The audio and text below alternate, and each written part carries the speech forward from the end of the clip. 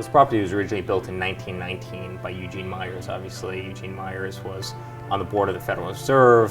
He owned the Washington Post. He was one of the wealthiest people in the world at the time, and really he wanted to have the most opulent house in the world, and it's really what he created here. And how did your family end up with the property? What's the story?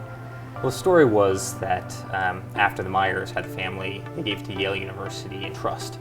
Yale University transferred it over to Rockefeller University, and we actually bought the property off of Rockefeller University. So, one of the things my father has been amazing at is buying incredible houses, really, one of a kind and unparalleled.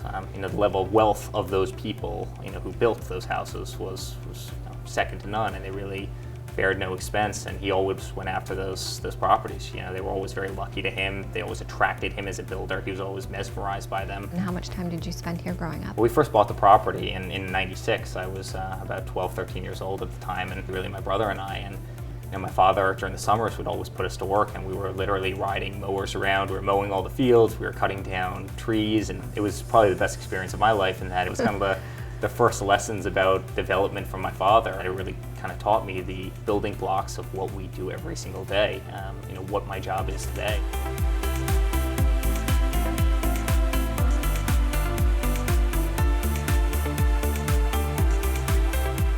How many rooms is this place? How many square feet? How many pools? Well, there's 3 pools, great outdoor pool house, but there's 60 rooms in this house. There's 15 bedrooms. There's 2 servants' quarters, literally wings that go off the house that they originally built.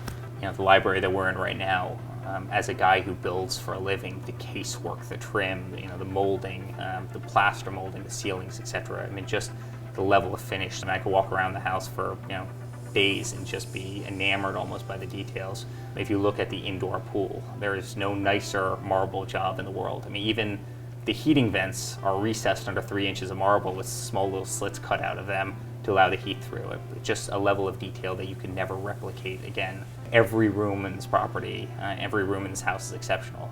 He had an unlimited budget. There's probably no question that he exceeded it. You could never build a house like this today. But when you walk through, just the details you pick up, it's a very special place.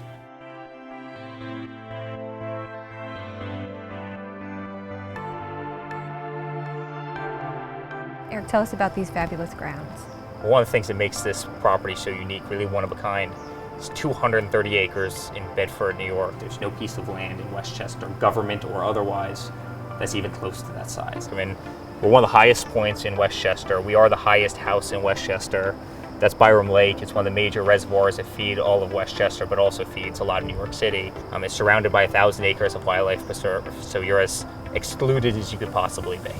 This isn't the only mansion on this 230 acres. Tell us what else is here. We're at the Myers residence right now, and then on the other side of the property is the H.J. Heinz Ketchup.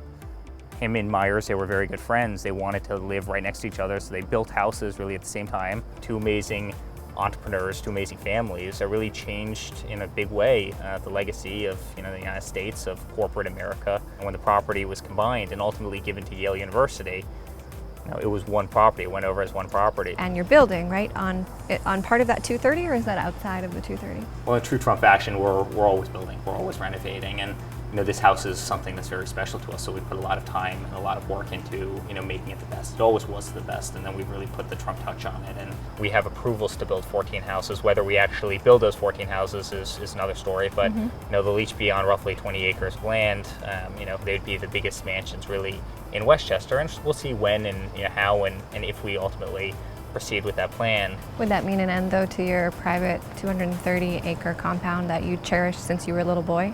Well, it could, but who knows whether we'll do it and when we'll do it, and it's nice to have the ability to do things, but this is a place that's really special to myself, it's really special to my brother, my father, really the whole family. This is really our compound, and I've spent so much of my life here, and I've spent so much time learning the art of, the deal here on this property, and it's a special place for me, and one that I'll always remember, and one that I'll always be very close to.